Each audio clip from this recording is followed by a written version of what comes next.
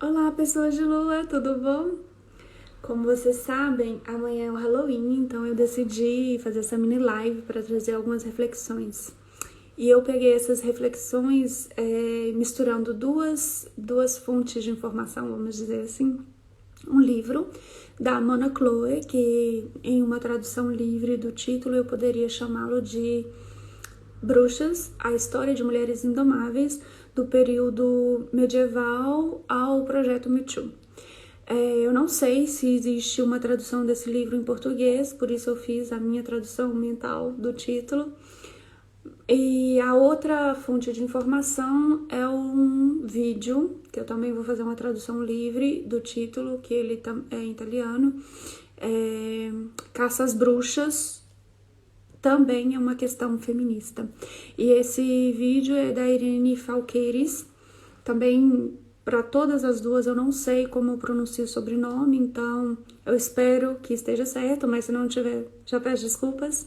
Mas o que importa é o conteúdo que as duas trouxeram, que eu achei muito importante. Então eu vou fazer algumas pontuações sobre essas questões.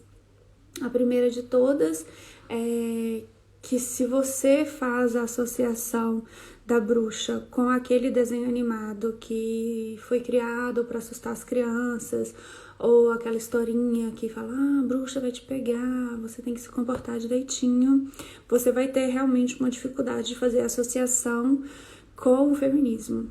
Mas se você voltar ao período da caça às bruxas, em que mulheres foram literalmente queimadas por serem consideradas bruxas, você vai acabar conseguindo acompanhar essa associação que elas propuseram.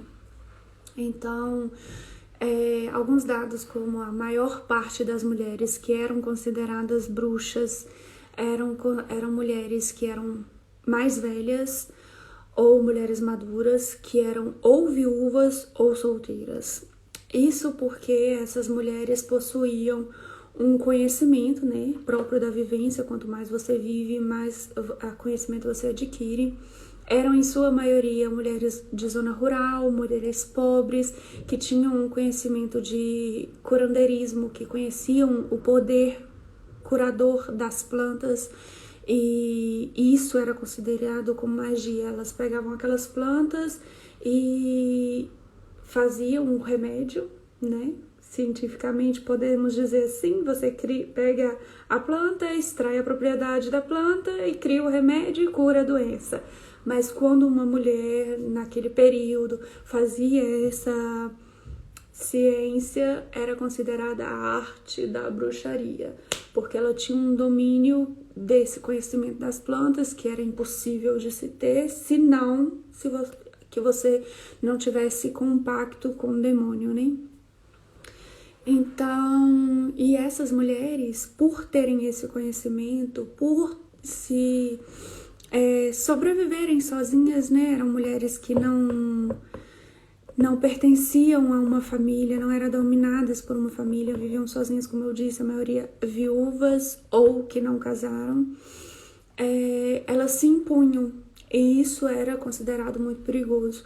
Então, uma mulher que estava consciente da sua autonomia e que lutava pela sua autonomia e que não tinha medo de um outro homem, era uma mulher perigosa, era uma mulher que deveria ser punida, porque essa atitude dela poderia incentivar outras mulheres a ter a mesma atitude. E como é que os homens iam controlar as mulheres se todas elas fossem autônomas, se todas elas tivessem plena consciência do seu poder, do seu potencial?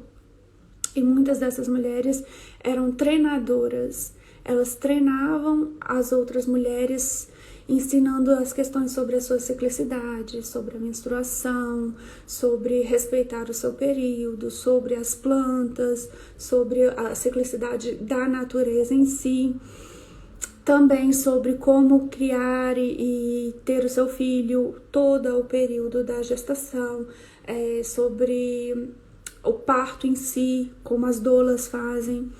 E muitas dessas mulheres também ensinavam como abortar. Então elas traziam um conhecimento para as outras mulheres do próprio corpo, um domínio do próprio corpo, do próprio prazer, da sua escolha de poder ou não ter um filho, da sua conscientização do poder da sua ciclicidade, de como lidar com a menstruação e tudo, que era perigoso para os homens que as mulheres tivessem esse domínio todo de si e pudessem ter uma vida sem eles. Eles não poderiam mais ter o controle. Essas mulheres não tinham ou um pai que a dominasse, ou um marido que a dominasse, ou um filho que a dominasse, e, portanto, deveriam ser punidas de alguma outra forma. Que forma elas encontraram? Eles encontraram para punir essas mulheres, considerá-las bruxas. E sim, muitos de nós fazem essa associação da caça às bruxas a uma culpa muito grande da Igreja Católica. Porém, não foi bem assim. A maior parte da preocupação da Inquisição da Igreja Católica era em caçar e punir hereges, e a maior parte das condenações por bruxarias aconteceram por tribunais civis. Claro que a Igreja Católica contribuiu e muito para que essas mulheres fossem consideradas bruxas e que fossem consideradas passíveis dessa punição. Teve, por exemplo, descrição de comportamento que seria considerado comportamento herege e de bruxaria e que, portanto, deveria ser punido com a fogueira. Teve também um decreto de lei que dizia que o gato, o animalzinho de estimação, o gato seria a personificação do diabo. Então, se uma mulher tinha uma autonomia, uma liberdade, algum comportamento que condizesse com o que estava escrito naquele decreto, e possuísse um gato, pronto. Era lei, ela era uma bruxa, ela estava servindo ao diabo, porque o gato era a personificação do diabo. Depois foi considerado que se uma mulher tem um gato, esse gato deve ser considerado da família e, como tal, deve ser queimado. Então, muitas das mulheres daquele período que foram queimadas eram mulheres pobres. A grande, gigantesca maioria eram mulheres pobres e de famílias pobres, portanto. Quando tinha um homem que era um componente dessa família, esse homem tinha medo de defender essa mulher, porque se ele não tinha poder aquisitivo para se impor naquela sociedade e defendesse uma bruxa, ele viria considerado como também praticante de bruxaria, então ele também seria queimado. E assim como esse homem que defendesse essa mulher seria queimada, também o gato que pertencesse a essa mulher seria queimado, porque afinal de contas ele era a personificação do diabo, então tinha que ser queimado. Começou a ter muitas execuções de gatos e de mulheres. E eu não sei se vocês estão familiarizados com o conceito de viés de confirmação, mas quando você acredita em uma coisa, você procura justificativas, situações, fatos que reafirmam a sua crença. Então eles acreditavam que aquelas mulheres realmente eram bruxas e que eles estavam caçando bruxas, bruxas no sentido de pessoas demoníacas que têm ligação com o diabo e fazem maldades, e não no conceito real da bruxaria, que é uma mulher que tem um domínio mais forte desse conhecimento cíclico e natural, que usa das plantas e da ciclicidade para produzir os benefícios para a sua vivência como um todo. Mas eles pensavam que essas mulheres eram passíveis dessa punição e então procuravam viés que confirmassem essa linha de conduta de pensamento. Então, por exemplo, quando eles começaram a matar muitos dos gatos, não tendo gatos, não tinha quem comesse ratos. E os ratos andando livremente, tinha a proliferação de doenças como a peste, por exemplo. Então eles acreditavam que estava tendo mais peste, mais morte, mais doenças, porque eles estavam caçando as bruxas e as bruxas que estavam restando estavam punindo a humanidade porque estava tendo essa caça às bruxas. E, portanto, quando finalizasse de caçar todas as bruxas existentes, essa punição que estava vindo em direção a eles acabaria. Então, foi acelerando o processo. Outra coisa também que às vezes eles pensavam, que isso foi dito no vídeo, que se um homem nobre cruzasse o caminho com uma mendiga, por exemplo, e ela pedisse um dinheiro e ele negasse o dinheiro, ele depois, no dia seguinte, no mês seguinte, se adoecesse por qualquer motivo, às vezes troca de estação, às vezes a própria peste, não sei, qualquer coisa acontecesse com ele, ele atribuiria esse acontecimento a ter negado dinheiro àquela senhora, que, portanto, aquela senhora é uma bruxa, né? Então, ela lançou um mal olhado, um sortilégio, alguma coisa sobre esse homem para puni-lo. E, portanto, deve ser punida, deve ser caçada. Então, a caça às bruxas foi perdendo força quando começou a chegar nas mulheres de alta sociedade, que essas, sim, possuíam pais, filhos, maridos com muito dinheiro para enfrentar os tribunais civis, para corromper os tribunais civis. Então, acabou perdendo a força. Alguém pensou assim, não é bem por aí não, vocês estão bem enganados, vamos procurar uma nova forma, isso não tá certo, e foi pegando um novo viés. Então, assim, não por acaso, quando começou a diminuir a caça às bruxas, quando perdeu o vigor dessa procura, começaram a surgir as leis que inferiorizam as mulheres, que tornam as mulheres propriedades ou do pai ou do marido, e que, portanto, elas deveriam obediência e deveriam servir a esse pai, a esse marido, e isso seria já uma forma de dominá-la. Então, já que já tinha por lei uma forma que dominasse esse impulso da mulher de ser livre, não precisava mais de uma lei que punisse a mulher que era livre. Porque antes que ela experimentasse a liberdade, ela já vinha acorrentada, né? Restrita. E esse é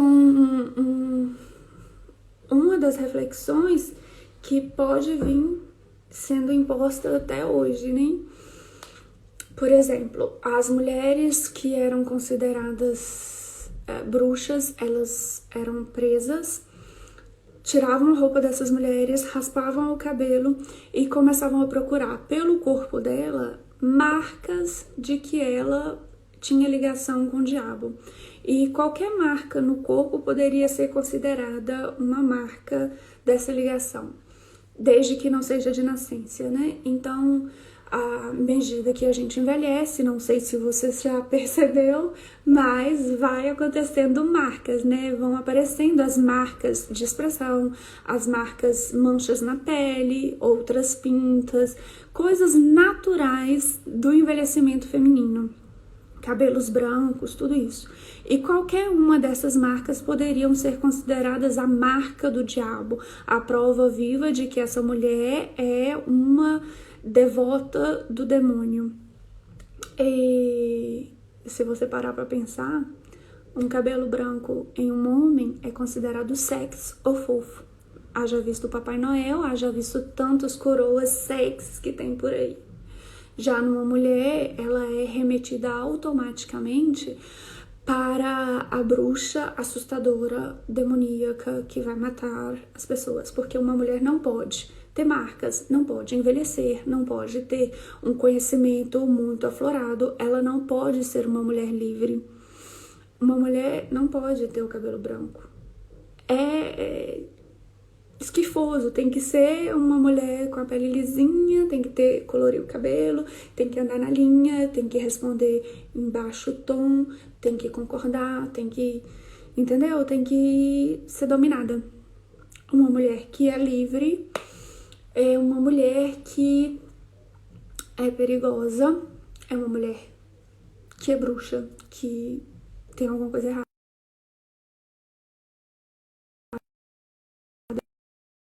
Questão da bruxaria em si.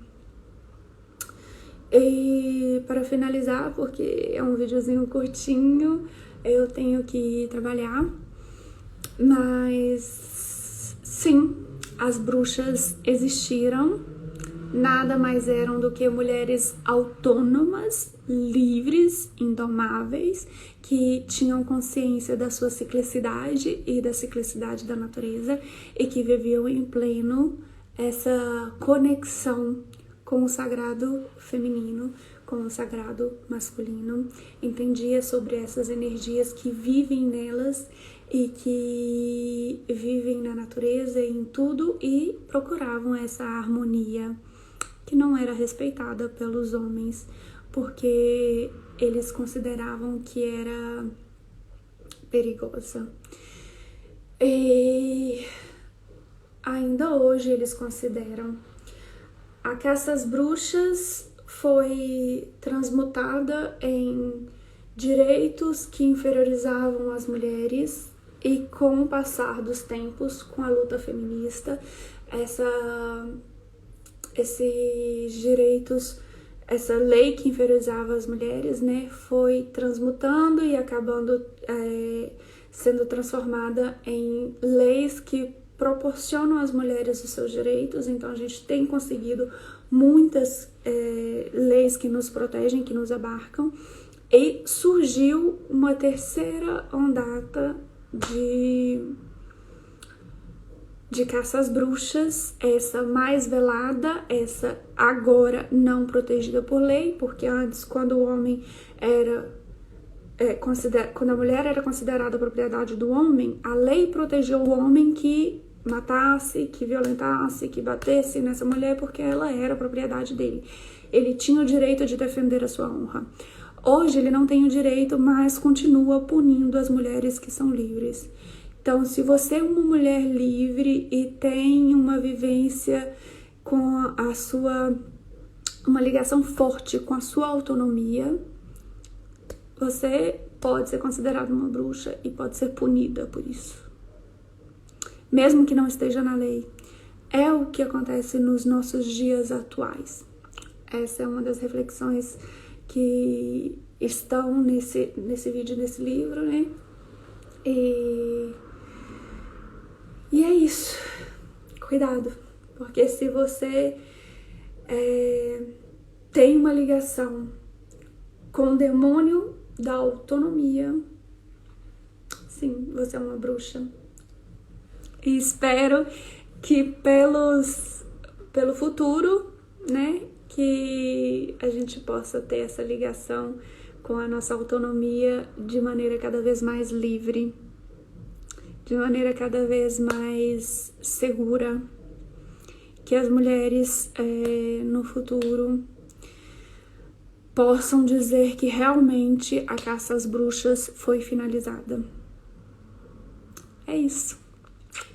Beijo e até mais. Feliz Halloween! Tchau!